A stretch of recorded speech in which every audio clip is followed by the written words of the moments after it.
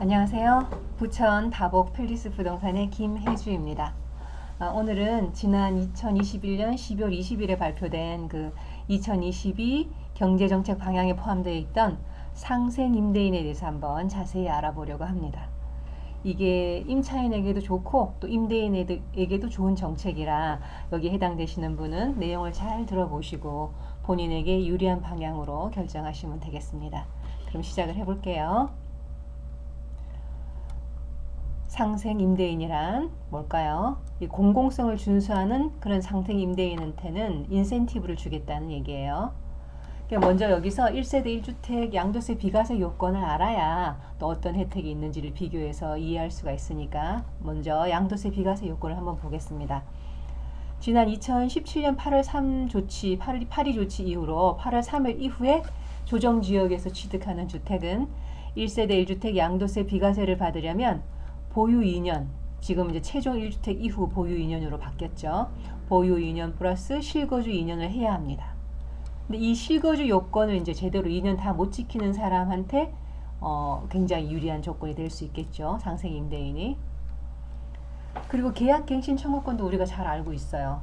임대차 계약 만기 되기 6개월에서 2개월 전, 이제 20년 12월 10일 이후에 계약한 그런 것들은 그런 계약들은 6개월에서 2개월 전이 됐죠. 2개월 전에 임차인은 계약갱신 청구권을 한 번 사용할 수 있어요. 그래서 나 더 살고 싶다 이렇게 한 번 청구할 수가 있고요.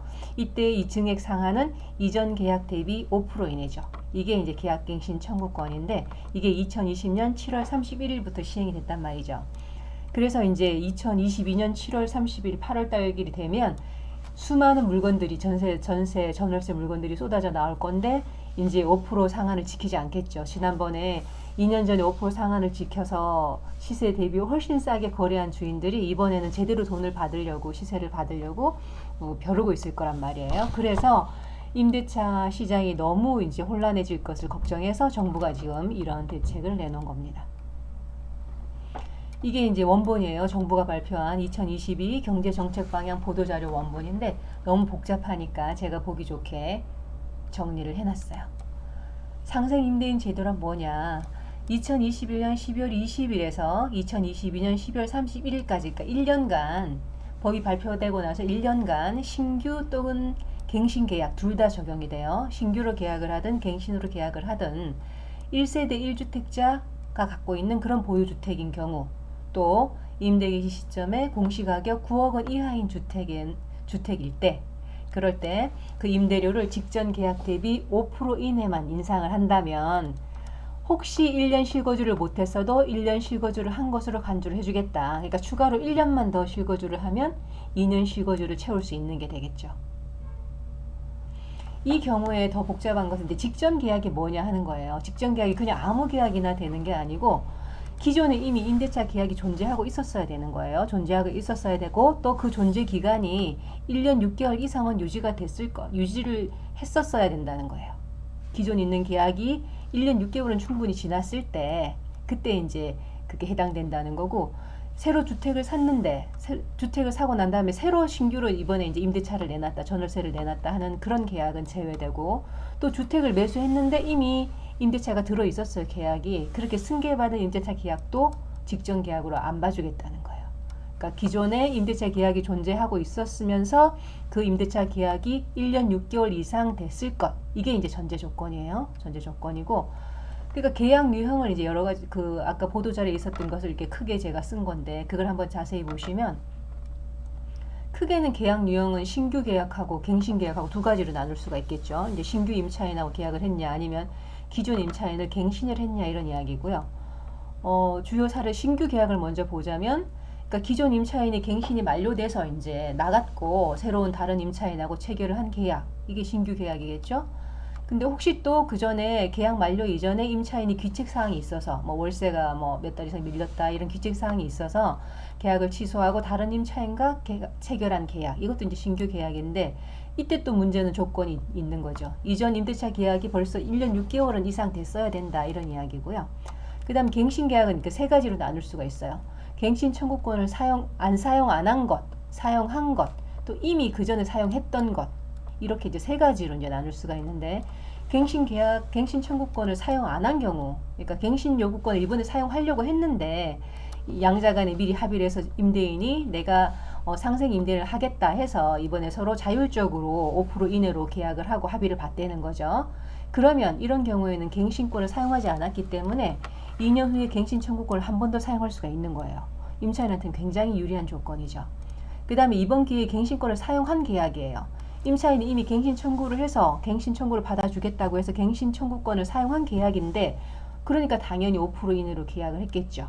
이런 계약도 상생 임대인으로 봐주겠다는 거예요. 이거는 또 임대인이 유리한 거죠. 그 다음에 갱신권 기소진, 이미 갱신권을 다 썼어요. 써서 이제 4년째가 됐는데, 근데 이제 묵시적 갱신을 하거나 아니면 서로 합의로 계약을 해서 재갱신되는 계약인데 5%만 받겠다는 거죠. 그렇게 착한 임대인이 되면 상생 임대인으로 봐주고, 그래서 이제 1년간 실거주한 것으로 봐주겠다, 이런 이야기예요. 이 정책 이제 자세히 내용을 들여다봤으니까 그럼 어느 쪽이 더 유리할까 한번 생각을 해보겠어요. 그럼 임차인으로 봐서는 손해 볼 게 하나도 없어요. 임차인은 이번 기회에는 상생 임대인을 적용을 해서 5% 인상하고 2년 살다가 또 2년 뒤에 갱신 청구권 남았으면 한 번 더 쓸 수 있거든요. 또 5% 이내로 또 갱신 청구권 행사해서 살 수 있단 말이에요. 그러니까 이번 기회에 임대인이 만약에 상생 임대인 제도를 활용하겠다고 하면 굳이 내가 갱신 청구권을 쓸 필요가 없는 거죠. 그냥 가지고 있다가 이번에는 임대인의 상생 임대인 제도로 5%만 증액을 해주고 다음 2년 뒤에는 나의 갱신 청구권을 행사해서 또 5%만 증액을 해주면 되는 거예요. 근데 임대인은 생각을 많이 해봐야 돼요. 임대인은 이제 이번 기회에는 임대 보증금하고 월세를 제대로 시세대로 올리겠다 생각을 했는데 만약에 내가 실거주 1년이 부족해가지고 양도세, 비과세 못 받는 금액이 크다 하시면 그걸 한번 계산을 해서 내가 2년 동안 시세대로 올려받았을 때 받게 되는 월세와 보증금 차이 그거하고 또 내가 실거주 1년을 추가해서 얻게 되는 그 양도세, 비과세 금액 이걸 이제 서로 비교를 해보는 거죠. 비교해봐서 유리한 쪽으로 선택을 하시면 되겠습니다. 아직 이제 제도가 아직 정확한 세치까지 나온 건 아니라서 곧 정부에서 시행 규칙을 자세하게 발표를 해주겠죠. 그러면 그때 내용을 보고 이제 또 결정하셔도 되겠습니다. 오늘은 상생 임대인에 대해서 알아봤는데요. 이 영상이 도움이 되셨다면 구독과 좋아요 부탁드립니다. 그러면 저는 또 다음에 다시 좋은 내용의 영상으로 찾아뵙겠습니다. 부천 다복필리스 부동산의 김혜주였습니다. 감사합니다.